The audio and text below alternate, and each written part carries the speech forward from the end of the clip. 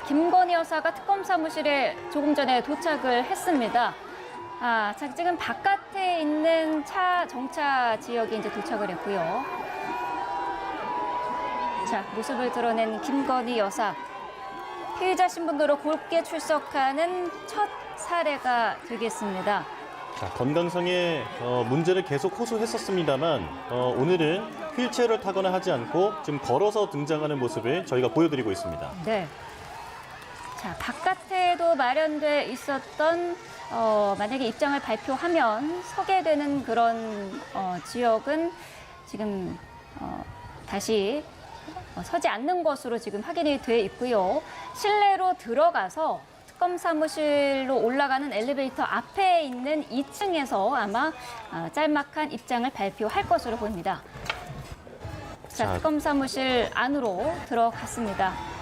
건물 앞쪽에 있는 구름같이 몰려있던 취재진 앞은 그냥 지나갔었고요. 지금은 이제 특검 사무실이 있는 건물 안쪽으로 들어와서 에스컬레이터를 타고 위쪽으로 올라가고 있습니다. 여기에도 네. 곳곳에 취재진이 있기 때문에 계속해서 모습을 보여드리고 있습니다. 네, 자, 이 에스컬레이터 위로 올라가서 이제 특검 조사실이 있는 곳으로 올라가기까지 엘리베이터를 타야 되는데요. 그 엘리베이터를 타기 직전에 아마 입장 발표가 있을 것으로 보입니다. 자, 과거 검찰의 소환에는 대선에 영향을 줄 가능성이 있다 하고 불응했었고 그리고 건강상의 이유로 불응한 바 있습니다. 자, 그 이후에는 검찰의 방문 조사가 있은 이후에 특혜 논란까지 빚어졌었고요. 그리고 오늘은 처음으로 특검의 첫 소환 조사에 공개적으로 나서고 있습니다. 네. 자, 공개적인 포토라인이 설치돼 있는 곳에 자리를 합니다. 취재진 앞에 서게 되는데요. 자, 입장 발표 들어보겠습니다. 국민 여러분께 저같이 아무것도 아닌 사람이 이렇게 심려를 끼쳐서 진심으로 죄송합니다. 수사 잘 받고 나오겠습니다. 국민에게 더 하실 말씀 없으십니까? 쉽고 추가 질문 나중에. 죄송합니다. 명품 먹거리와 명품백인데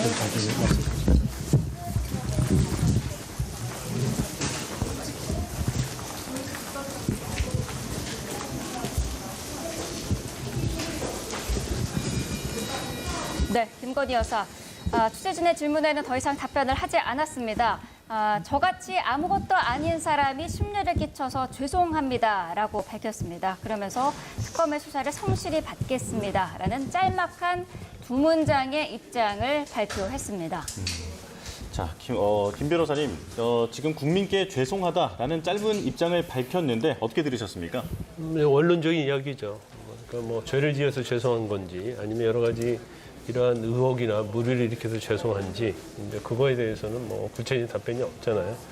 저같이 아무것도 아닌 사람이라고 했는데 뭐 아무것도 아닌 사람은 아니잖아요. 더군다나 전직 영부인이고 또 그 당시 대통령 영부인 당시에 있었던 그런 혐의에 대해서 조사를 받고 있기 때문에 뭐 제가 말씀드린 것처럼 결과적으로 이제 원론적인 얘기를 하고 끝냈다 이렇게 봐요. 또 아마 본인 입장에서도 원론적인 얘기를 할 수밖에 없는 상황이었을 것이다 이렇게 봅니다. 그래서 아마 소환이 앞으로 계속적으로 이루어질 것인데 이제 그 다음부터는 아마 또 어떤 답을 알지 않을 가능성이 상당히 크다 이렇게 봅니다. 그래서 예. 오늘 뭐 소환에 해서 조사받는 시간 또 어떻게 대응했는지 이런 것들이 아마 이제 특검에서 발표를 할 것이고요. 그걸 보면서 이제 추후에 있어서 이제 김건희 여사의 운명이 어떻게 될 것인지 아마 지켜봐야 할 것 같습니다. 예. 네. 자, 김건희 여사의 심경 발표도 들어봤습니다. 아무것도 아닌 사람이 심려를 끼쳐서 국민께 죄송하다라고 밝혔고요. 수사를 성실히 받겠다라는 짤막한 입장 발표가 있었습니다. 자, 오종훈 기자 어떻습니까? 지금 현장에 저희 취재 기자들도 나와 있을 텐데 현장 분위기라든지 이런 게 추가적으로 좀 들어온 내용이 있을까요? 우선은 김 여사가 그 조사실로 올라가는 엘리베이터를 탄 뒤에 현장에서 추가적인 내용이 좀 전달이 되고 있진 않은데 네.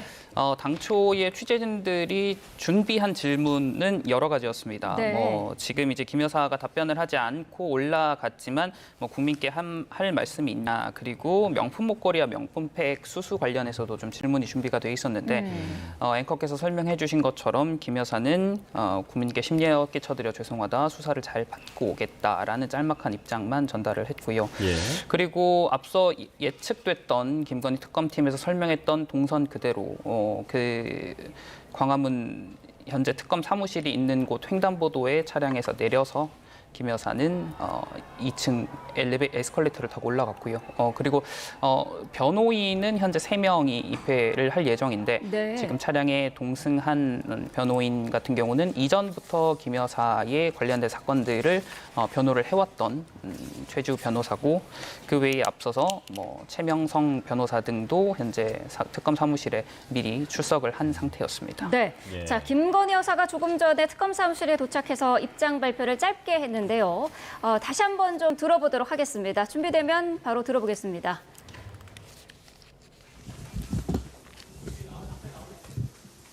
국민 여러분께 저같이 아무것도 아닌 사람이 이렇게 심려를 끼쳐서 진심으로 죄송합니다. 수사 잘 받고 나오겠습니다. 국민에게 더 하실 말씀 없으십니까? 추가 질문 나중에. 죄송합니다. 명품 먹거리와 명품백인데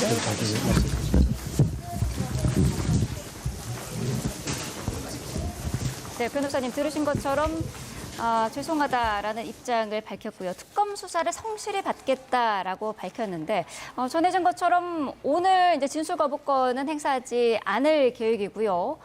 기억나는 대로 성실히 임하겠다라는 입장을 이미 밝힌 상태지 않습니까? 네, 그렇습니다. 사실 뭐 이전에도 일단 김건희 여사 측에서 이번 수사와 관련해서는 진술을 할 것이다라는 입장을 한번 밝히기도 했었고 또 사실 오늘 이렇게 소환 일정에 응하면서 과연 어떠한 메시지를 표할 것인지 여기에 대해서도 관심을 많이 가졌었는데 어쨌든 김건희 여사가 들어가면서 수사에 성실히 임하겠다라는 말을 하고 들어갔습니다. 이제 결국에는 수사 과정에서 구체적인 사실관계들을 다 진술을 할 것이냐 혹은 뭐 일부든 아니면 다수의 내용에 대해서 진술을 거부할 것이냐는 이 수사 진행 상황에 따라서 조금 달라질 수는 있다라고 봅니다. 일단 네. 원칙적으로는 진술을 할 것이다, 아는 대로 이야기를 할 것이다라고 말은 했지만 실제 수사 과정에서 어떤 질문이 나오는지 또 기존의 그런 입장과는 얼마나 배치되는 내용이고 얼마나 증거가 확보되어 있는지에 따라서 이 김건희 여사 측에서는 일부에 대해서라도 진술을 거부할 수 있는 가능성은 충분히 있다라고 보여집니다. 최소한 지금 김건희 여사 측에서 아무래도 이 각종 혐의들에 대해서 부인을 할 만한 그런 입장이기 때문에 그렇다면 지금까지 특검의 조사 결과를 봤을 때, 조사 과정을 봤을 때 상당히 곤란한 질문이 나온다라고 한다면 여기에 대해서 사실 적극적으로 해명하는 방법도 있긴 하겠지만 오히려 그것보다는 진술을 거부하는 방식이 더 효과적이다라고 생각을 할 수도 있습니다. 따라서 이 특검에서 얼마나 지금까지 조사가 진행이 되어 왔는지에 따라서 실질적으로는 이 수사 과정에서의 진술 내용 혹은 진술 여부가 좀 갈라질 수 있다. 이 부분은 결국에는 오늘 조사 이후에 특검 측에서 발표하는 내용을 조금 보는 게 맞지 않나 이렇게 생각이 됩니다. 예. 네. 자, 민중기 특별수사팀이 수사하는 16가지 의혹의 중심에 서 있는 인물이죠. 김건희 여사, 조금 전에 수사기관에 출석을 했습니다. 네, 공개 소환은 전직 영부인으로서는 최초인데요. 취재기자 연결해 자세히 들어보겠습니다. 이준엽 기자. 네, 서울 광화문 김건희 특검 사무실입니다. 네, 조금 전에 김 여사가 출석을 했는데요. 오늘 조사 방향에 대해서 다시 정리해 주시죠. 네, 김 여사는 약속된 시간을 넘겨서 오전 10시 10분쯤 특검 사무실에 도착했습니다. 1층 출입구에 도착해서 차량에서 내린 뒤 직접 걸어서 에스컬레이터를 타고 2층으로 이동했는데 내내 고개를 푹 숙인 모습이었습니다. 김 여사는 2층에 마련된 포토라인에서 국민 여러분께 저같이 아무것도 아닌 사람이 심려를 끼쳐 죄송하다. 잘 받고 나오겠다는 입장을 밝혔습니다. 기자들 질문에는 답 없이 죄송하다고만 하고 12층 조사실로 향하는 엘리베이터를 탔습니다. 예우 차원의 조사 전 티타임은 진행되지 않습니다. 조사에는 도이치모터스 주가 조작을 수사했던 한문혁 등 부장급 검사들이 나서고 김 여사 측에선 최명성, 최지우, 유정화 변호사가 배석했습니다. 특검은 조사에 대해 통상 절차에 따라 법과 원칙에 따라 진행할 예정이라고만 밝혔는데요. 김 여사 측에서 오후 6시 전 조사 종료를 요청했지만 일각에선 특검이 피의자 요구를 그대로 따른다는 시선을 우려해서라도 최소 밤 9시까지는 조사를 이어갈 거라는 전망도 나옵니다. 김 여사 측은 거부권 행사 없이 최대한 진술하겠다는 방침인데 본인 동의가 필요한 밤 9시 이후 심야 조사나 영상 녹화는 하지 않는 방향으로 협의하겠다는 입장입니다. 또 김 여사의 건강을 고려해 2시간 조사에 10분 쉬도록 보장해야 하는 원칙도 강조할 예정입니다. 오늘 조사에서는 특검법에 적힌 16가지 의혹 가운데 5개 사건에 대해 물어보게 됩니다. 김 여사가 전주 역할을 한 것으로 의심받는 도이치모터스 주가 조작 의혹이 하나, 이와 관련해서 윤석열 전 대통령이 대선 토론에서 손실이 났다고 허위 사실을 말했다는 혐의가 둘, 윤석열 전 대통령과 함께 김영선 전 의원의 국민의힘 보궐선거 공천 등에 개입했다는 이른바 명태균 게이트가 세 번째고요. 건진법사 전성배 씨를 통한 통일교 현안 청탁과 금품 수수 혐의, 과거 나토 순방에서의 목걸이 재산 신고 누락 의혹도 조사 대상에 포함됩니다. 다만 워낙 조사해야 할 양이 많은데 심야 조사도 이뤄지지 않는다면 꼼꼼한 확인을 위해서 추가 소환으로 이어질 가능성도 적지 않습니다. 또 내란 특검이 윤 전 대통령에 대해 2차 소환 뒤 구속영장을 청구한 사례가 있는 만큼 일각에서는 특검에서 김 여사 신병 확보에 예상보다 빨리 나설 수 있다는 관측도 제기됩니다. 오늘 수사기관 공개 출석은 전직 영부인 신분으로는 헌정사 최초입니다. 2004년 이순자 여사가 전두환 씨의 불법 정치자금 수수 의혹과 관련해서 검찰에서 비공개 참고인 조사를 받았고, 2009년 권양숙 여사가 박연차 게이트 관련 비공개 참고인 조사를, 2012년 김유록 여사가 내곡동 사저 관련 참고인 자격으로 서면 조사를 받았지만 공개 소환은 헌정사상 없었습니다. 그동안 김 여사는 명품 가방 수수나 도이치모터스 사건 등 여러 사건 피의자로 수사선상에 올랐습니다. 그러나 코바나 콘텐츠 협찬 의혹과 관련해서 2차례 서면 조사만 응한 뒤 무혐의 처분을 받았고, 도이치모터스 주가 조작과 관련해서는 대면 조사는 받았지만 검찰청사가 아니라 대통령 경호처 부속청사에서 검사들의 출장 조사가 이뤄지며 특혜 시비가 일었습니다. 하지만 결국 네 번째 조사는 포토라인을 피하지 못하게 됐습니다. 지금까지 김건희 특검 사무실에서 전해드렸습니다. 네, 김건희 특검 출범 35일 만에 수많은 의혹의 정점인 피의자 김건희 여사가 출석했습니다. 최측근을 중심으로 조사하며 김 여사 소환 전 다직에 주력해왔던 특검이 연결고리를 확인하고 의혹의 실체를 규명할 수 있을지 주목되고 있습니다. 관련해서 세 분과 이야기 나눠보겠습니다. 차재원 부산 가톨릭대 특임교수, 장성호 전 건국대 행정대학원장, 서정빈 변호사와 함께합니다. 어서 오세요. 네, 안녕하세요. 네, 김건희 여사 조금 전에 소환 조사를 받기 위해서 출석한 모습 저희가 현장 통해서 보여드렸는데, 지금 조금 전에 들어가기 전에 그 김건희 여사 어떤 이야기를 했는지 일단 한번 시작 전에 듣고 다시 세 분 이야기 들어가겠습니다.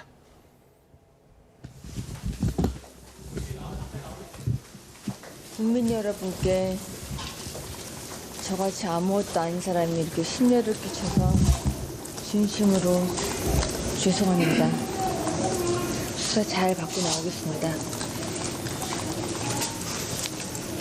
국민에게 더 하실 말씀 없으십니까? 추가 질문 나중에. 죄송합니다. 명품 먹거리와 명품백인데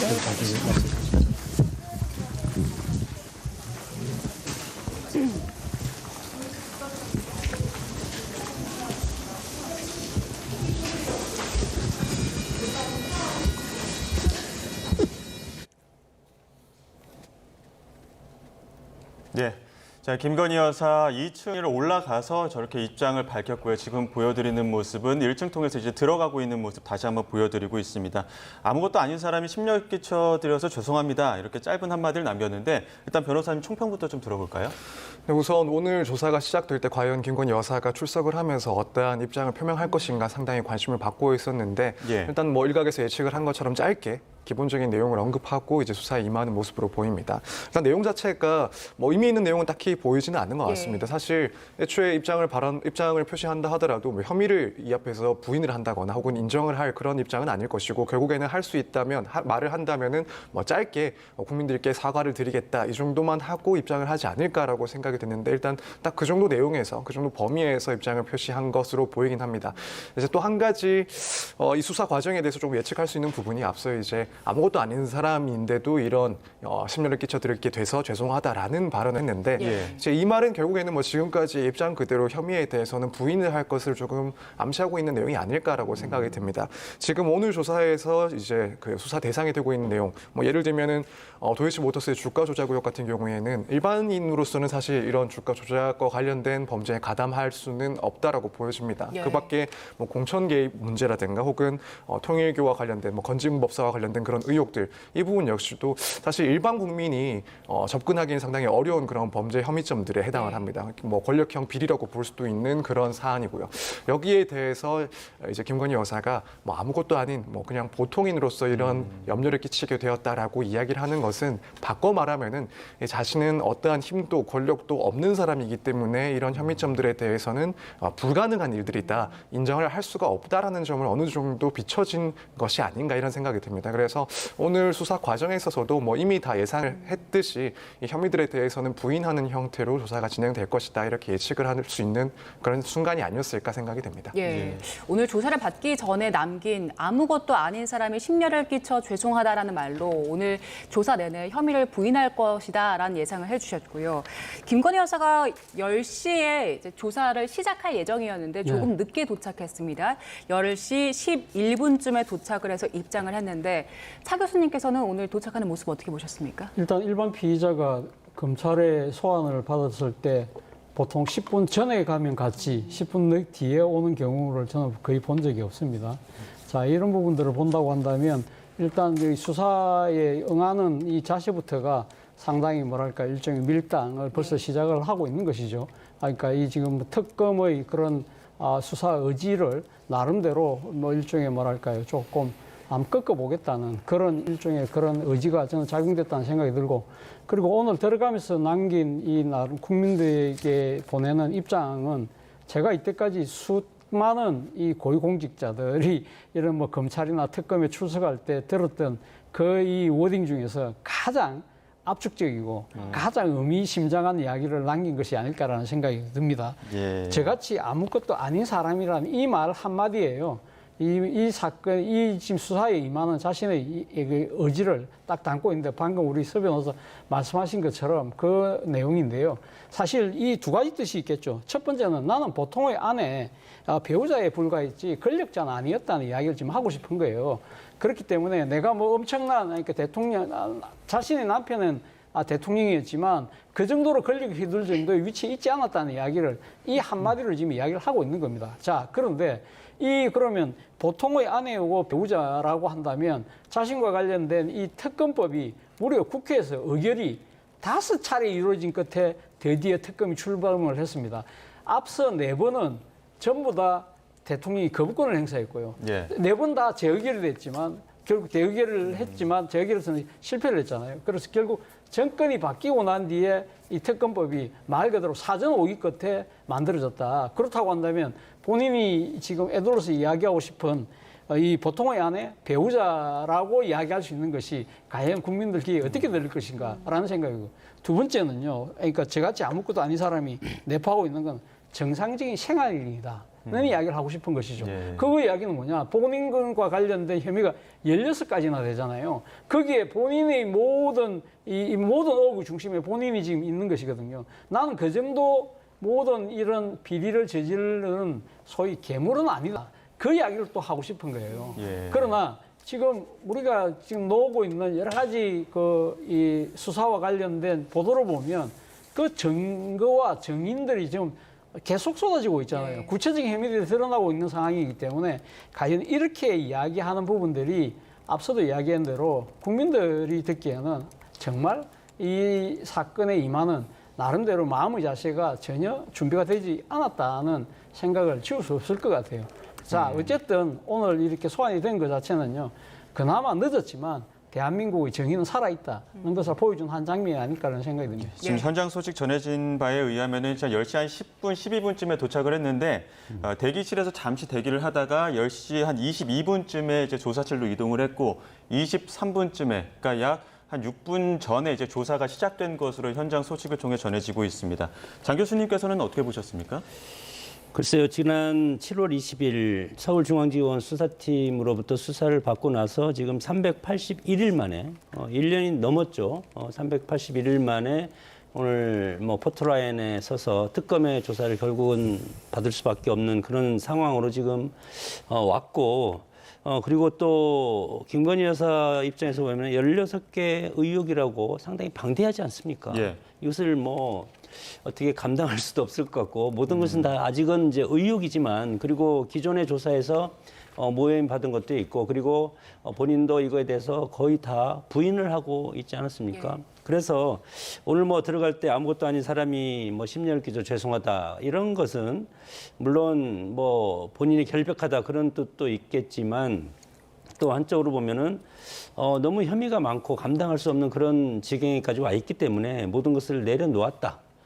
그런 반성적인 표현이 저는 들어갔다고 보고 어떻게 보면은 아무것도 아닌 사람이라는 것은 전직 영부인이지 않습니까? 예. 이런 말을 하기가 상당히 쉽지 않은데 어떻게 보면은 자기 비하적인 그런 표현까지 쓰면서 지금의 심정을 국민들한테 내세우면서 이것이 물론 뭐 결백하다는 뜻도 있지만 읍소하는 국민들한테 그동안에 여러 가지 본인으로 인해서 국민들한테 심려를 끼친 그런 부분에 대해서 진심으로 사죄하는 물론 죄가 있고 없고를 떠나서 부덕의 소치다 그런 취지로 저는 들었습니다. 네, 모든 것을 내려놓은 심경일 것이다라는 해석을 주셨는데 김건희 여사가 조사를 받으러 들어가면서 남긴 이 짧은 한마디 아무것도 아닌 사람이 심려를 끼쳐서 죄송하다는 말에 대한 여러 가지 해석도 나올 것으로 보입니다. 그동안 그 역대 영부인들이 이렇게 검찰의 조사를 받은 적은 있지만 공개적으로 피의자 신분으로 받는 건 이번이 처음이잖아요. 예, 뭐 이 사실 뭐 과거 이 보면 영부인들이 조사를 받은 적이 있죠. 뭐 이순자 여사 그리고 또 이 권양숙 여사가 받았습니다만 사실 권양숙 여사 같은 경우는 본인이 살고 있는 김해에 가까운 부산지검으로 검사들이 내려와서 조사를 했고 이것은 비공개로 조사가 됐고 그 조사가 끝난 이후에 언론에 알려졌고요. 그리고 뭐 김윤옥 여사도 조사를 받은 적이 있는데 그건 서면 조사를 거쳤던 것이고 그 김건희 여사 같은 경우가 이제 처음으로 아주 공개적으로 소환을 받아서 이렇게 국민들 앞에 자신이 출두한 장면을 보이게 됐습니다만 뭐 제가 생각했을 때는요 아마 특검의 입장에서는 이러한 전례와는 달리 이렇게 공개적인 소환을 할 수밖에 없었던 이유는 결국 지난해 7월에 있었던 이게 자신이 현직 영부인으로 있을 때의 검찰의 그 소환 방식, 조사 방식에 대한 국민적 분노가 비판이 상당히 컸잖아요. 황제 조사를 받았다고 했는데 이 경호처가 관리하고 있는 시설에 검사들이 출장 조사를 갖고 그것이 국가보안시설이라고 해서 조사를 하러 들어가는 검사들이 휴대폰을 맡기고 들어가는 그러한 상황이었고요. 당시 이 김건희 여사에 대한 수사를 그러니까 이 검찰의 총책임자인 검찰총장은 또 알지를 못했어요.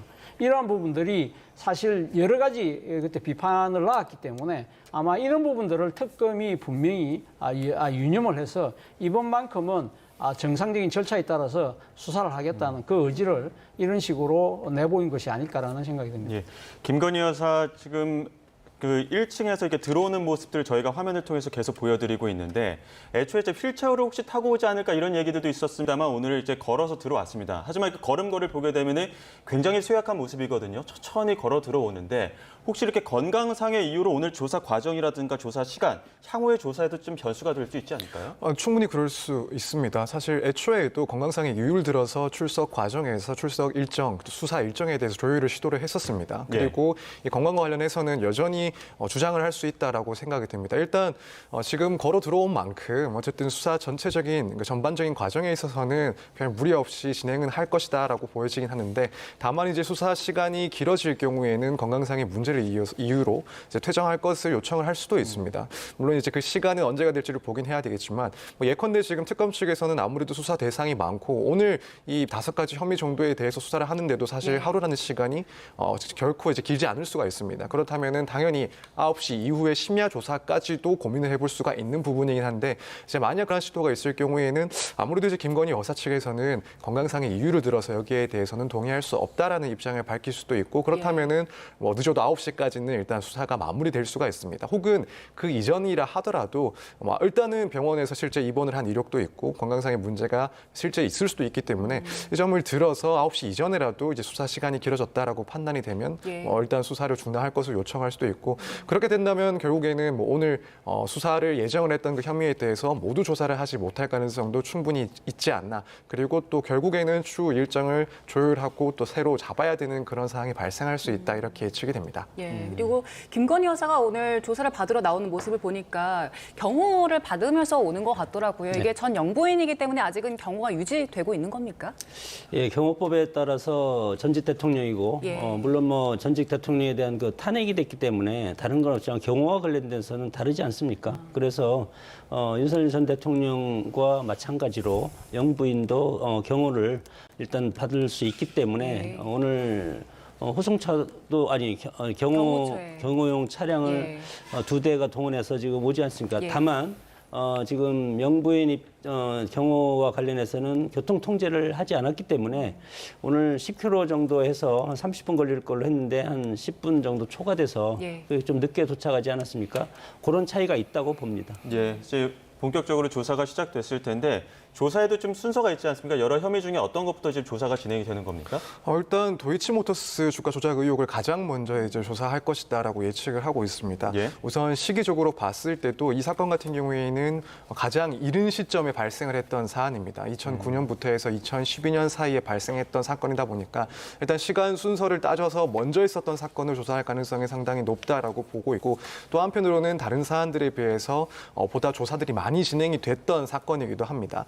왜냐하면 기존에 이제 도이치모터스 주가 조작 의혹과 관련된 실제 또 관련자들에 대해서 조사가 이루어지고 재판까지도 확정이 됐기 때문에 추가로 이제 김건희 여사에 대해서 수사를 하는 데는 이미 상당 부분 자료가 확보되어 있고 그렇기 때문에 이 점을 먼저 수사를 할 것이다라고 예측을 하고 있습니다. 그래서 일단 도이치모터스 주가 조작 의혹에 대해서 먼저 질문을 하고 답변을 듣지 않을까라고 생각이 되고 이제 그 다음에는 결국에는 뭐 명태균 공천 개입 의혹이라든가 혹은 뭐 통일교 그리고 건진법사와 관련된 의혹 또 한편으로는 이제 그 고가 목걸이와 관련된 그런 의혹들에 대한 이 조사들이 연이어서 진행되지 않을까 이렇게 예상을 해보고 있습니다.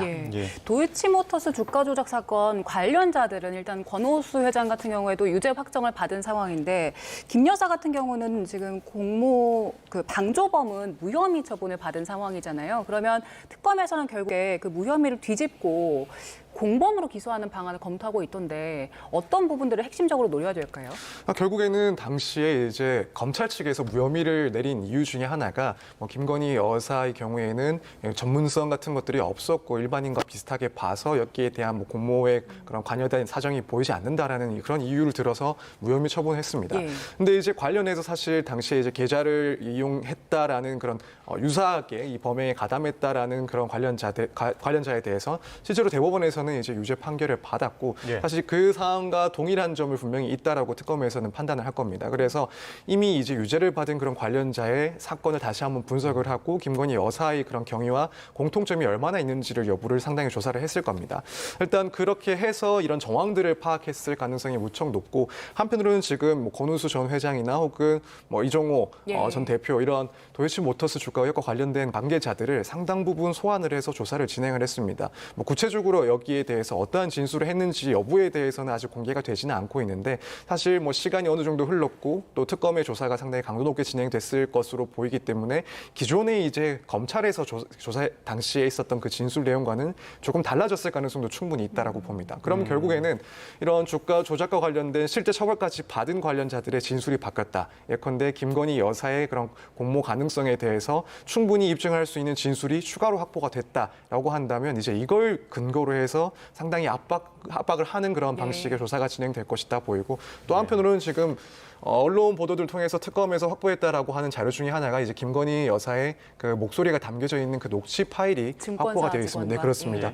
이 내용을 봤을 때는 결국에는 이 주가 조작 의혹과 관련해서 상당히 개입이 되어 있었다. 그리고 그 내용에 대해서 알고 있었다라고 볼 수 있을 정도의 발언이 있었기 때문에 이건 역시도 이제 상당히 중요한 증거로 활용을 할 겁니다. 그래서 이런 부분들을 종합해서 오늘 조사 과정에서 압박하는 그런 질문들이 이어질 것이다. 이렇게 예상이 됩니다. 특히나 그 도이치모터스 관련해서는 계좌 관리인으로 지목받았었던 이종호 블랙펄 인베스트 대표 같은 경우에는 어제 김건희 여사가 오늘 소환 조사 받기 직전에는 어제 구속되지 않았습니까? 이 부분도 상당히 압박이 될 것 같은데요. 그렇죠. 뭐 지금 이종호 인베스트벌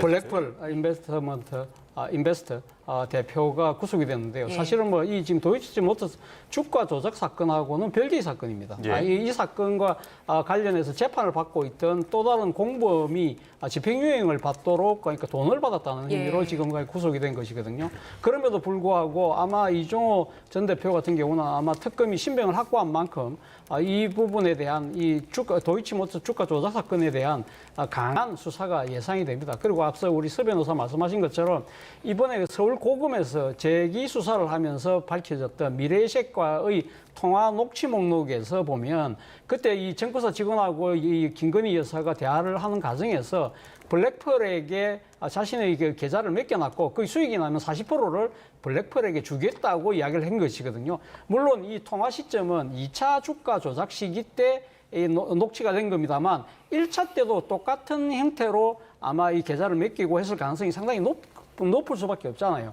그렇기 때문에 이걸 근거로 해서 아마 이종호 전 대표에게 강하게 압박을 하면서 사실 어떤 식의 일종의 계약이 맺어져 있었느냐 이런 부분을 한다고 한다면 이종호 전 대표 같은 경우는 과거 조사 때는 김건희 여사가 현직의 영부인 신분이었지만 지금은 전직이고 그리고 또 이 김건희 여사의 배우자인 윤석열 전 대통령이 지금 구속돼 있는 상태이기 때문에 소위 끈이 떨어진 상태라는 거죠. 그렇다고 한다면 본인이 계속적으로 침묵을 유지할 경우에는 말 그대로 재수의 딜레마에 빠질 가능성이 높다는 거죠. 자신이 오히려 더 큰 뭐랄까요, 그러니까 혐의를 뒤집어서서 더 큰 처벌을 받을 수 있다는 생각에 이르게 된다고 한다면.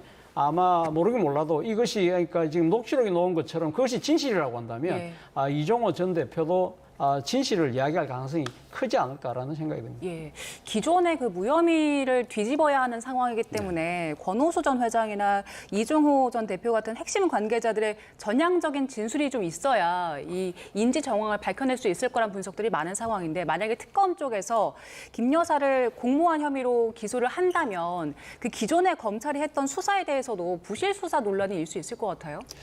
당연하죠. 특검이 추가 기소를 해서 이것이 과거에 무혐의 받은 부분이 유죄로 다시 전환이 된다고 기소를 한다고 하면 기존의 수사팀이 상당히 뭐 비판을 받을 가능성은 상당히 있지만 그러나 이제 이종호 전 블랙펄 인베스트 대표가 구속이 돼 있지만 기존의 검찰의 조사에 일정 부분 똑같은 방식으로 지금 답을 하지 않았습니까?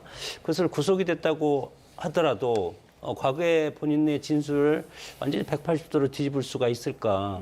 저는 그것은 상당히 어렵다고 생각이 듭니다. 뭐 구속이 돼 있다 하더라도 결국은 이것이 법원으로 가서 재판을 받아야 되지 않습니까? 그런 상황이고 또 여기에서 이종호 전 대표는 임성근 전 해병대 사령관 구명 로비 의혹도 같이 엮여 있기 때문에 이것에 대해서 기존 뭐 그런 발언이라든가 기억 그리고 팩트를 완전히 뒤집을 가능성은 저는 그렇게 쉽지 않다고 보고 그렇기 때문에 특검에서 이것을 정말 과거에 그 무혐의 받은 그런 결과를 검찰 수사 결과를 다시 어떻게 뒤집냐는 것은 정말 새로운 팩트라든가 증거 이런 것이 나와야 되는데 새로운 팩트나 증거가 지금 과거의 녹취록 이외에는 뭐 또다시 나온 것이 없지 않습니까? 그렇기 때문에 이것을 가지고 진술 변경으로 만약에 한다고 하더라도 그것을 가지고 이것이 180도 다른 그런 결과를 내놓기는 쉽지 않다. 그렇기 때문에 상당히 창과 방패가 치열하게 맞붙는 그런 형국이 될 것이라고 봅니다. 예, 서 변호사님 어떻습니까? 그 법적인 입장에서 법률적인 측면에서 봤을 때 무혐의 결론이 났던 걸 공범으로 해서 다시 이제 기소할 수 있는 그 가능성에 대해서는 어떻게 보십니까? 사실 보통 이제 검찰에서 무혐의를 결론을 냈을 때 여기에 대해서 뭐 고소인이나 고발인이 이의 신청을 하거나 이제 불복 절차를 거쳐서 결론이 바뀔 가능성 자체는 무척 낮은 것은 사실입니다. 아무래도 이 수사기관 그러니까 경찰, 뭐 검찰에서 낸 결론을 다시 이제 판단을 받는 것 자체는 상당히 어렵기 때문에 그럴 수밖에 없는데 그래서 뭐 지금 말씀하신 것처럼 이 무혐의 결론이 나왔다라는 그 사건에 대해서 결론을 이번 역시도 바꾸는 게 쉽지는 않다라는 것은 분명해 보입니다. 특히 이제 이 무혐의 결론을 바꾸기 위해서는 결국에는 관련자들의 구체적인 진술이 가장 핵심적이 될 수가 있는데 이 진술이 실제 번복이 될지 여부에 대해서는 아무도 뭐 확답을 못하기 때문에 분명히 이제 특검 측에서는 이 부분은 난점이다라고 보고 수사를 진행을 했을 것이다 이렇게 생각을 하고 있습니다. 사실 그렇다 보니까 특검 측에서는 상당히 중요하게 생각할 수밖에 없는 것이 것이 결국에는 이 관련자들의 진술뿐만 아니라 이 관련 배경들을 조금 엿볼 수 있는 그런 정황들에 대한 증거를 수집하는 것도 상당히 중요하다라고 판단했을 겁니다. 이런 정황들이 상당히 축적이 돼야 이걸 토대로 해서 기존의 진술을 번복시키든가 혹은 보다 사실에 가까운 그런 진술을 유도할 수가 있기 때문에 이런 그런 재반 사정이나 혹은 관련 정황들에 대해서도 상당 부분 조사를 하지 않았을까. 그리고 이제 그 밖에 이 사안과는 조금 거리가 있는 관계자들에 대한 조사도 상당히 신중하게 진행을 했을 거라고 봅니다. 마찬가지로 정황 사실을 파악하는 것처럼 관계자들의 그런 의미 있는 진술들을 확보를 해서 이걸 토대로 점점 이 핵심 관계자들에 대한 진술을 유도하거나 혹은 조금 번복시킬 수 있는 증거들을 확보할 수가 있기 때문에 이런 수사 방식 역시도 충분히 고려를 하고 진행을 하지 않았을까라고 생각이 됩니다. 그래서 뭐 아직까지 구체적으로 뭐 어떠한 내용의 진술이 있었는지 여부에 대해서는 확인할 수는 없긴 하지만 이제 이런 난점을 어느 정도 특검에서는 예측을 하고 착실하게 좀 조사를 진행해 오지 않았을까 이렇게 생각이 됩니다. 명태균 공천 개입 의혹 관련해서도 오늘 조사가 있을 텐데 김건희 여사 소환 전에 이미 이제 윤상현 의원을 비롯해서 김영선 전 의원도 소환 조사 마치지 않았습니까? 이 연결고리를 찾는 것도 오늘 그 조사에서 가장 핵심이 될 것 같은데 여기는 어떻게 좀 찾을 수 있을까요? 사실 이 부분도 상당히 좀 어려운 부분이라고 생각이 되긴 합니다. 왜냐하면 일단 관계자들이 워낙 또 실제로 존재하기도 하고 물론 지금 윤상현 의원 같은 경우에는 기존의 진술을 번복을 했기 때문에 이 부분 특검에서 수사를 진행하는데 상당히 의미 있는 지점이라고 보이긴 하지만 일단 그것만으로는 특검 측에서도 구체적인 내용을 더 파악하기에는 조금 부족하지 않나라는 생각도 하고 있습니다. 따라서 이제 관련자들의 진술을 더 확보하는 게 의미가 있다라고 보여지고 특히나 이제 이런 공천 개입 의혹과 같은 경우에는 워낙 내밀하게 진행될 수밖에 없는 그런 혐의점이기 때문에 이런 관련자들의 진술이 아니면은 다른 그런 정황 증거라든가 혹은 객관적인 자료를 찾는 것은 쉽지는 않다. 다른 의혹들보다도 더욱 어려울 수 있다라고 생각이 듭니다. 그래서 난이도가 있는 사건이다 보니까 일단 이 부분 오늘 김건희 여사에 대해서 기존 수사 내용을 바탕으로 해서 당연히 질의는 있을 수 있긴 합니다만 그것만으로 사건 자체가 마무리될 수 있다라고 보기는 좀 힘들지 않나라고 생각이 됩니다. 그래서 오늘 조사에서 뭐 개괄적인 또 핵심적인 내용에 대해서는 질의와 응답이 있을 수 있긴 하겠지만 이 조사 내용에 따라서는 사실 뭐 추후의 일정에서도 이런 공천 계획과 관련된 의혹에 대해서는 뭐 여전히 또 수사 대상으로서 조사가 진행될 가능성이 충분히 있지 않나 이렇게 생각하고 있습니다. 그 윤상현 의원이 소환 조사 받으면서 윤 전 대통령의 전화 받았다라는 취지의 그 인정하는 진술을 했잖아요. 그렇다면 이런 진술로는 김건희 여사와의 개인 여부까지는 이제 밝히기가 어렵다고 보시는 거죠? 네, 그렇습니다. 일단 정황은 분명히 어느 정도 의심스러운 사항이 나왔습니다. 특히 이제 윤상현 전 의원이 기존에는 뭐 윤 전 대통령 측의 개입이나 부탁이 전혀 없었다라는 취지로 진술을 해왔다가 번복을 했고 실제 공천 개입이 있었을 것 같은 그런 정황과 관련된 이야기를 했기 때문에 일단 특검 측에서 바라보기에는 이런 정황적인 부분들은 분명히 의심을 살 만한 내용들이 있다라고 볼 건데 사실 그것만으로 실제 윤 전 대통령이 공천에 개입을 했는지 혹은 김건희 여사가 또 여기에 관여가 되어 있는지를 따져보기에는 사실 진술 내용 자체가 무척 부족하긴 합니다. 그래서 지금 이 정도 내용만으로는 수사의 단초가 될 수는 있어도 이것만으로 혐의를 상당 부분 입증했다라고 보기에는 아직까지는 어려운 시점이라고 보고 이제 결국에는 특검에서 이 내용을 바탕으로 해서 공천과 관련된 관련자들의 진술을 더욱 구체적으로 확보할 필요성이 있다라고 보여지는 그런 시점입니다. 두 분 어떻게 보세요? 그 윤 전 대통령의 경우에는 그 과거에 그 녹취가 있어서 그런 부분에 좀 정황이 있지만 실제로 이제 김건희 여사 같은 경우에는 그런 정황이 없다 보니까 좀 어려울 것 같긴 한데요. 사실 뭐 김건희 여사 입장에서 그러면 공천관리위원장에게 직접 전화해서 그러면 김영선 전 의원을 줘라. 그런 이야기를 했을 가능성은 저는 상당히 낮다고 봐요. 근데 뭐 자신의 그러니까 배우자인 남편이 대통령 당선이 돼 있고 그리고 사실상 대한민국 제1의 권력자가 돼 있는 상황이라고 하면 남편과의 대화를 통해서 김영선 전 의원 이번에 줘야 돼요. 명태균 씨가 우리가 그만큼 노력한 거 있잖아요. 이 정도만 이야기를 했고 그거 알아서 내가 처리를 할게. 그리고 내가 지금 뭐 윤상현 의원하고 통화를 했어. 뭐 이 정도만 이야기했다고 하면 그 이상 더 이상 그 김건희 여사가 당시 뭐 그걸 갖다가 그럼 내가 전화를 한번 해볼까요? 이렇게까지는 하지 않았을 가능성이 높잖아요. 근데 문제는 그런 식으로 김명태균 씨하고 그러니까 대통령 선거 이전에 이 김영선 의원을 돕기 위한 그 사전의 준비 작업이 뭐였죠? 그러니까 자신의 남편을 대통령 만들기 위해서 여론을 조작하려고 하는 그런 데 부분에 개입을 했던 부분들이 다 있잖아요. 그렇다고 한다면 이 김건희 여사의 역할에 대해서 저는 혐의를 이렇게 적시를 해서 저는 뭐 기소를 하는 부분도 충분히 저는 가능할 수 있지 않을까라는 생각이 듭니다. 제가 뭐 법률 전문가는 아니지만 그 아내로서의 행위를 벗어난 그러한 지금 하고 실질적으로 영향력을 남편에게 가장 큰 영향을 줬다고 한다면 저는 뭐 그 혐의를 적시를 해서 저는 기소가 가능하다는 생각이 들고요.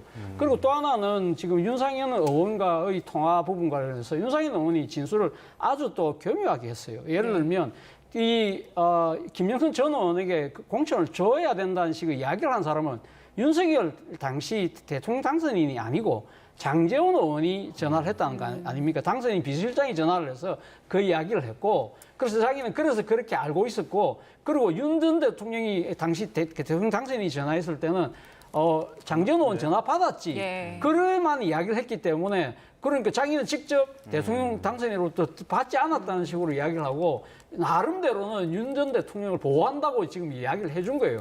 그러나 우리가 인과관계를 봤을 때는 그런 부분들도 그러면 장제원 의원의 그런 행위 자체가 그러면 장제원 의원의 자발적인 행위가 아니잖아요. 그럼 그런 부분들도 가면 직접 그러면 그 진짜 두 사람만의 내밀한 통화를 어떤 걸 했는지를 증명할 길이 특검은 없잖아요. 그러나 이 진행되는 전체적인 상황을 보면 이 공천이라는 것 자체가 대통령 당선인의 권력에서 나왔다고 한다면 그것도 저는 뭐 충분히 적시를 해서 기소가 가능하지 않을까. 그리고 좀 재판에 가서도 저는 상당히 뭐 유죄가 나올 가능성이 높지 않을까 하는 생각이 듭니다. 지금까지 드러난 김건희 여사의 공천 개입 관련된 정황들은 명태균 씨의 입을 통해 좀 나오지 않았습니까? 그 김상민 전 검사가 고생을 했으니까 줘야 한다 이런 진술들이 있는데 여길 좀 파고들지 않을까요? 글쎄 파고든다고 하더라도 지금 명태균 씨와 관련된 공천 개입 이것은 대통령 취임 전에 일어난 일이고 1차적으로는 그것이 사실이라고 할지라도 그러나 모두가 다 지금 부인하고 있지 않습니까? 다만 녹취록에서 그것은 상인한테 얘기했어.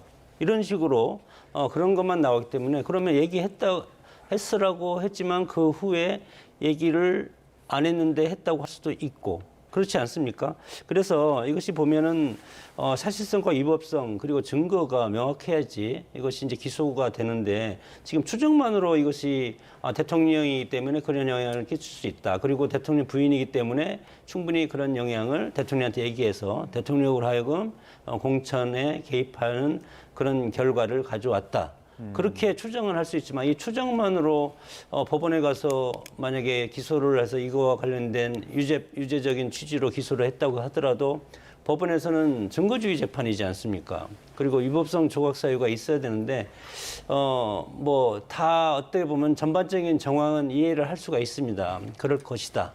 그런 것은 이제 추론이고 정말 실질적인 팩트가 그런 것이 나오지 않는다면 이 또한 법원에서 특검에서 기소 의견으로 뭐 재판에 넘긴다 하더라도 법원에서 이것이 인정되기는 어려울 가능성도 있다고 봅니다. 세 분 말씀 듣다 보니까 이제 특검이 출범하고 조사를 하고 나서 한 달여 동안에 그 확보한 진술들로 봤을 때는 김건희 여사와 공천 개입 의혹의 명확한 연결고리가 아직은 보이지 않는 것 같은데 오늘 특검 쪽에서 조사를 진행하면서 가장 좀 주력해서 확보해야 할 정황 진술들은 어떤 게 있을까요? 사실 말씀하신 것처럼 이 부분에 대해서 특검 측에서는 뭐 김건희 여사의 실제 개입 여부를 수사하는 것이 상당히 좀 어렵다라고 보여지긴 합니다. 워낙 내밀하게 진행될 수밖에 없는 그런 의혹들이라서 이 점에 대해서 사실 오늘 조사 과정에 있어서 김건희 여사의 그런 구체적인 입장을 듣는 것은 상당히 어렵지 않나. 물론 뭐 김건희 여사 측에서는 어느 정도 부인을 하고 거기에 설명을 덧붙일 수는 있긴 한데 뭐 특검 측에서 기대하는 그런 진술이라든가 혹은 의도한 대로 그런 진술이 나오기는 조금 어렵지 않나라고 생각이 듭니다. 그렇다면 결국 특검 측에서는 일단 해볼 수 있는 것은 이제 뭐 명태균 씨를 비롯해서 혹은 뭐 김영선 전 의원이라든가 또 윤상현 의원의 그런 진술들을 토대로 해서 계속 반복해서 질문하는 수밖에는 없지 않나 이런 생각이 듭니다. 거기에 대해서는 뭐 김건희 여사가 아무래도 적극적인 대응을 하지는 않을 것이기 때문에 일단은 질문 자체에 조금 의미를 두고 있지 않나. 뭐 그렇게 해서 혹여라도 이제 김건희 여사의 그런 구체적인 설명이 있을 때 실제 상황과 맞지 않는 듯한 그런 내용들이 나온다. 그리고 아직 공개되지 않았지만 특검에서 확보했던 객관적인 그런 자료 뭐 예컨대 뭐 통화 내역이라든가 혹은 기록 등이 있는데 여기에 대해서 사실과는 다른 진술이 나온다라고 한다면 이제 그때 그런 모순점을 지적을 하면서 질문하는 방식으로 좀 대답을 들으려 하지 않나. 이 정도까지를 예측할 수가 있을 것 같습니다. 그 특검 측이 입수한 그 정황 증거들 중에 그 건진법사 청탁 의혹과 관련해서는 오빠의 장모 집에서 찾은 것들이 좀 있지 않습니까? 물론 목걸이는 모조품으로 알려지긴 했습니다만 돈다발도 있었고 다른 목걸이도 있었고 그림도 있지 않았습니까? 이런 부분과 관련해서 오늘 조사가 이루어지지 않을까요? 네, 이 부분도 상당히 조사가 진행될 것이다 예상이 됩니다. 특히 이제 당시에 압수수색을 했을 때 고가의 목걸이로 추정됐던 그 목걸이가 실제는 진품이 아니라 모조품이다라고 지금 알려지고 있는 상황이고, 그러다 보니까 김건희 여사 측에서 실제 이제 진품 목걸이를 다른 곳에 은닉한 것은 아닌가, 일부러 이제 압수수색을 대비를 하고 모조품 목걸이를 둔 것이 아닌가, 그런 이야기들도 나오고 있던 상황이었습니다. 뭐 그밖에 지금 통일교 측으로부터 받았다라고 하는 명품백의 그런 뭐 실물이라든가 혹은 그것과 교환했다라는 그런 명품 신발들의 그 실물들에 대해서도 확보를 시도했지만 이건 역시도 쉽지는 않은 사항이고요. 일단 혐의 자체, 의혹 자체도 상당히 중요해서 오늘 조사에서 또 중요한 내용 중에 하나로 다뤄지기도 할 건데, 또 한편으로는 지금 결국에는 특검 측에서 보고 있는 사항이 이런 관련된 증거들에 대해서 은닉한 것 아닌가, 이런 의혹을 갖고 있다 보니 추후에 사실 김건희 여사에 대한 신병 확보와 관련해서도 이 부분 조사를 해야 될 내용이라고 보여집니다. 예컨대 조사 과정에서 실제로 이런 증거를 어느 정도 은닉한 듯한 그런 상황이 보인다라고 한다면 추후에 예컨대 뭐 구속영장 등을 청구하면서 증거인멸의 우려 중에 하나로 이런 부분들을 언급을 할 수 있고 또 중요한 내용에 해당될 수가 있습니다. 그래서 관련해서 뭐 목걸이의 실제 소재라든가 혹은 건네받았다라고 하는 그런 가방의 실체 여부, 이런 부분에 대해서도 상당히 좀 신경을 써서 조사를 할 것이다 예상을 하고 있습니다. 예, 조금 이른 추측일 수도 있는데 오늘 이제 첫 조사인데 은닉과 관련된 이야기를 계속 질문을 하다가 만약에 그 혐의가 조금 더 명확해진다 싶으면 특검 쪽에서는 추가 조사 대신에 바로 오늘 구속영장을 청구할 가능성도 있습니까? 일단 그런 이야기도 나오고 있는 상황으로 알고 있습니다. 그래서 한 번에 조사를 마치고 나서 곧바로 이제 구속영장을 청구하는 것도 충분히 가능하지 않나라는 그런 의견도 나오고 있고, 뭐 실제로 이론적으로 논리적으로도 가능은 하다라고 봅니다.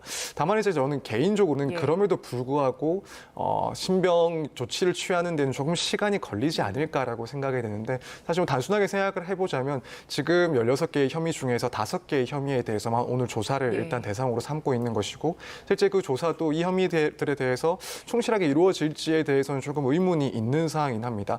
그렇다면은 지금 이 첫 번째 조사로 실제 구속까지도 검토를 할 만큼 조사가 진행된다라고 보기엔 조금 어렵지 않나. 그렇다면 결국에는 추가적인 조사를 마친 이후에 개략적으로라도 이 중요한 쟁점들에 대해서 어느 정도는 그런 혐의점을 좀 포착을 하고 난 뒤에 구속영장을 청구하는 것이 순서가 맞지 않나라고 개인적으로는 생각을 하고 있어서 이 부분에 대해서는 조금 시간을 두고 특검 측에서도 고민할 내용이 아닐까라고 생각을 하고 있습니다. 예, 지금 그 건진법사 청탁 의혹과 관련해서 좀 알아보고 있는데, 그 목걸이 같은 경우에도 이제 모조품이라고 이제 알려져 있으니까 그런 것들 이제 국내에서도 만들 수 있는 그 뭐 제작처가 이렇게 쉽지 않지 않겠습니까? 그런 거 알아보면 좀 더 조사가 진행되지 않을까요? 그렇죠. 뭐 아마 제가 모르긴 몰라도 특검은 그 모조품이 어디서 제작이 되었고 또 그것은 또 그러니까 지금 그 모조품도 뭐 한 500만 원이 넘는다고 하니까요. 그러니까 그만큼 상당히 이 전문가들이 그러니까 작업을 할 수밖에 없는 상황이라고 한다면 그걸 구매할 수 있는 사람도 상당히 한정돼 있잖아요. 그렇다고 한다면 이 모조품이 언제 누가 구입했다는 부분도 아마 저는 특검이 파악했을 가능성이 있으면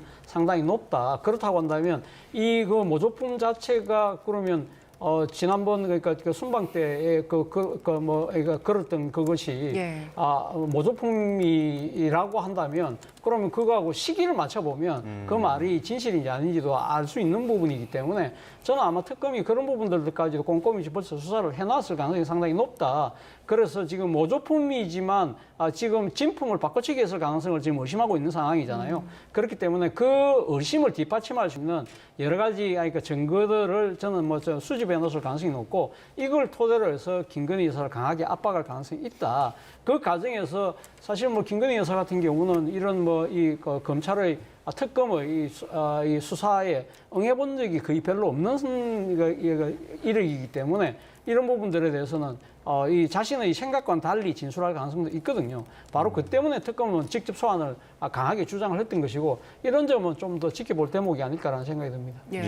특검 쪽에서 윤영호 전 통일교 세계본부장도 조사를 했고 또 그 선물 구매했던 윤영호 전 본부장의 부인도 조사를 한 것으로 확인이 됐는데 그 윤영호 본부장은 특검 조사에서 물품을 전달했다는 사실에 대해서는 일단 인정을 한 상황이잖아요. 그렇다면 이제 특검 쪽에서 밝혀낼 거는 통일교 그리고 건진법사 김건희 여사 요 연결고리를 밝혀야 할 텐데 가장 중요한 핵심은 어떤 거라고 보십니까? 글쎄 뭐 연결고리 뭐 지금 그래서 지금 통일교 압수수색 각종 종교 단체 압수수색 하고 있기 때문에 정치적인 그런 비판도 많이 받고 있지 않습니까? 그럼에도 불구하고 민정기 특별수사팀 팀장은 결국은 판사 출신이기 때문에 세밀하게 접근하는 그런 정향은 있는 것 같습니다. 그럼에도 불구하고 지금 뭐 모조품이라든가 이런 부분을 과연 밝힐 수 있을까? 저는 상당히 그것을 밝히기는 어렵다. 저는 뭐 일각 예측보다도 오히려 모조품이라는 것이 뭐 중국이라든가 이런 데 가면 뭐 명품 모조품이 수없이 많이 써여 있지 않습니까? 그렇기 때문에 그것을 밝히기는 어렵지 않을까 이제 생각이 들고 통일교와 관련해서도 마찬가지로 결국은 특검은 이것이 뭐 청탁을 어떤 경로를 통해서 이동이 됐는지 척당 과정이 예. 그리고 거기에 김건희 여사가 개입이 됐는지 그런 것을 밝히는 것이 지금 통일교 윤영호 이분과 관련된 가장 핵심적인 사안이지 않습니까? 그럼에도 불구하고 지금 뭐 구속은 시켰지만 이거에 대해서 연결고리가 이미 통일교 측에서는 이거에 대한 세팅을 이미 끝낸 상태이기 때문에 그것을 벗어나서 할 가능성은 없고 이 구속된 분이 이거에 대해서 주장을 하더라도 통일교 자체 내에서는 우리는 그런 것이 없었다. 그렇게 주장하기 때문에 중간 연결고리가 끊어질 가능성이 상당히 큽니다. 그래서 특검 입장에서는 이 구속된 윤영호 이분과 통일교 재단와의 어떤 커넥 이것을 연결을 규명을 해야 되는데 이것 또한 쉽지 않기 때문에 이것도 마찬가지로 특검 입장에서는 상당히 난산할 가능성이 큽니다. 네, 김건희 여사 특검 출석 이후에 조사 시작한 지 40분 남짓 지났는데요. 현장에서 혹시 속보로 또 들어오는 소식이 있으면 신속하게 전해드리도록 하겠습니다. 세 분과 이야기는 여기서 마치도록 하겠습니다. 지금까지 차재원 부산가톨릭대 특임교수, 장성호 전 건국대 행정대학원장, 서정빈 변호사와 함께했습니다. 고맙습니다. 고맙습니다.